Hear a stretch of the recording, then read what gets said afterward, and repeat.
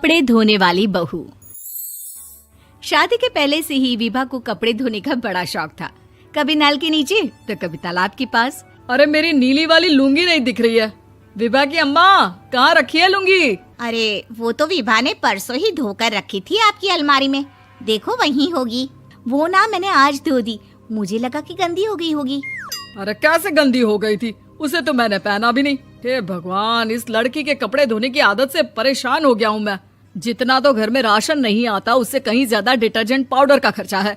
इसकी शादी करवा दो, शादी जाए अपने घर में ही करे काम, फिर चाहे घर के कपड़े धोने हो या पूरे गांव के।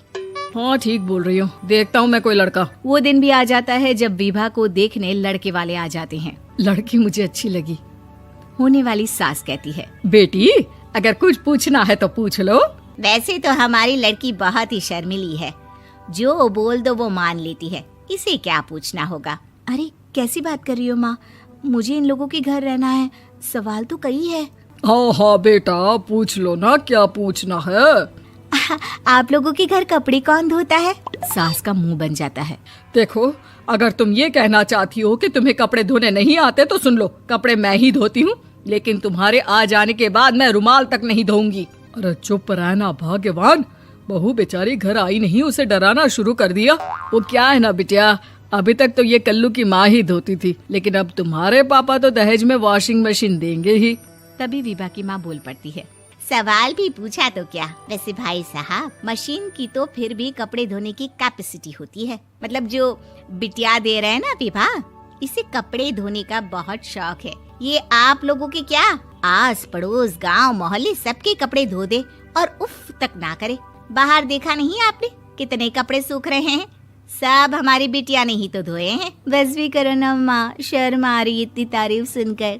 और तो और एक दाग निकाल कर दिखाओ तो मान जाओ। हाँ अच्छा अच्छा, माफ करना बेटा, मैंने गलत समझा।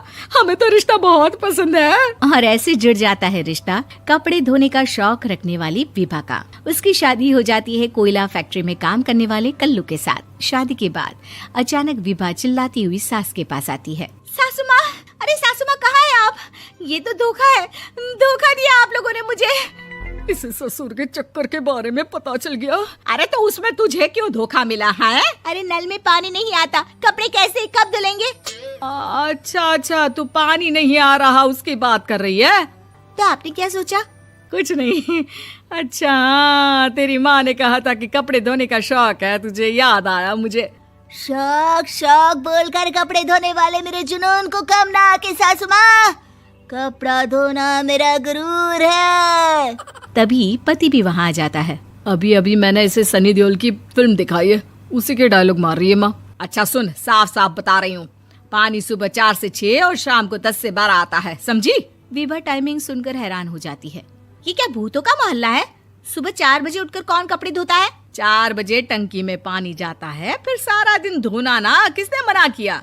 अरे कैसी बात कर रही हैं? 200 लीटर की टंकी में कितने कपड़े धो लूंगी मैं, सुबह ही उठ जाऊंगी मैं। अब क्या था, विभा सुबह 4 से लेकर रात के 12 बजे तक कपड़े ही धोती रहती। एक रोज सास पड़ोस से निकलकर कहीं जा रही होती है कि साथ वाली कहती है, हाँ कल्लू की माँ, जरा ये बताओ कि 2 साड़ी है, 2 ब्लाउज और एक पेटीकोट और एक नाड़े वाला लंबा कच्छा। हाँ तो?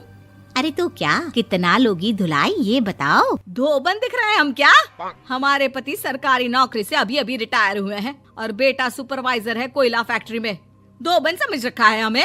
हाय रे कल्लू की अम्मा, माफ कर दो, वो तो मोहल्ले में यही सब बता रहे थे कि तुमने बहू को कपड़ा धुलवाने के काम में लगा दिया है। सास को पड़ोसन की बात सुनकर गुस्सा आ जाता है। वो घर पहुंचती है जहां घर के बाहर ही इतने सारे कपड़े सूख रहे होते हैं जितने कि किसी धोबन के घर पर। अरे ओ कल्लू की दुल्हन, बाहर निकल। माँ जी यहीं आ जाओ, बाथरूम में चादर धो रहे हैं हम। अरे अभी हम धोते हैं, तुमको बाहर निकलो। ये आस पड़ोस वाले बोल रहे हैं कि हम बहू से कपड़े धुलवा धुलवा कर उसे कपड़ा धोने वाली बना दिए हैं। अरे छोड़ो ना माँ जी, किन लोगों की बातों में आती हो? आस पास के लोगों का तो काम ही होता है कि वो किसी तरह सास बहू को लड़ा दे। बहू सारे घर के कपड़े धोती है, ये क्या कम है? बोलिए। सास को भी लग जाता है कि वो बहू का ये सनकीपन नहीं छुड़वा सकती, इससे अच्छा है कि खुद ही चुप हो जाए।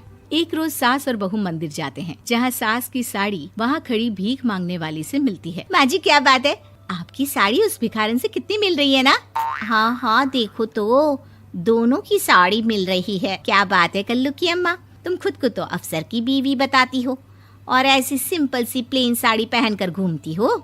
सिंपल और प्लेन नहीं है ये साड़ी। तो क्या सोने के धागे से फूल बने हैं? कुछ भी सासू माँ, कुछ भी। हाँ बने थे इस साड़ी में सोने के धागे से फूल। मेरे पति लेकर आए थे मद्रास से स्पेशली मेरे लिए 10,000 की। ताहे भाई साहब इस भिखारन के लिए भी सेम टू सेम साड़ी लेकर आए होंगे 10,000 की। सास उस वक्त तो कुछ नहीं कहती, लेकिन बहू के साथ घर आती है और अलमारी से एल्बम निकाल कर लाती है। ये साड़ी देख रही है, ये वही साड़ी है जिसे मैंने अभी पहना था। इस साड़ी में ये जो चमकदार फूल दिख रहे हैं ना, ये सोने के धागों से काढ़े गए हैं। लेकिन तू लोकल वॉशिंग मशीन ब्रश से घिस घिस कर सारे फूलों को निकाल कर साड़ी प्लेन कर दी। मुझे माफ कर दीजिए सासू माँ। और तो और, जब मैंने तुझे तेरी गलती के लिए कुछ नहीं कहा, लेकिन तूने तो सबके सामने मेरा मजाक ही बना दिया। क्यों? बहू को समझ में आ जाता है कि अब से उसका कपड़े धोना बंद।